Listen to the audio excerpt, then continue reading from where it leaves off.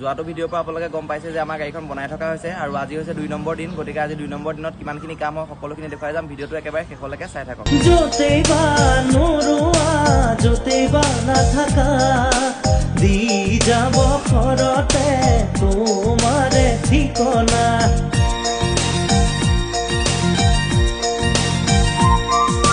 য'তেই বা নোৰোৱা য'তেই বা নাথাকা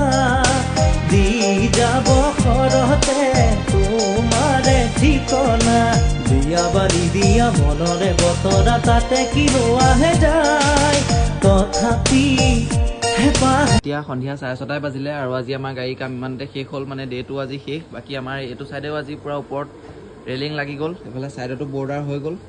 আজি ইমানখিনি কাম হ'ল বাকী আগফালৰ হুডৰ কাম আছে এতিয়া পিছফালৰ কাম আছে গতিকে ডেটো ইমানেই ভিডিঅ'টো কেনে পালে কমেণ্ট এটা কৰি জনাবলৈ নাপাহৰিব আকৌ আপোনালোকক লগ পাম অন্য এটা ভিডিঅ'ত বাই বাই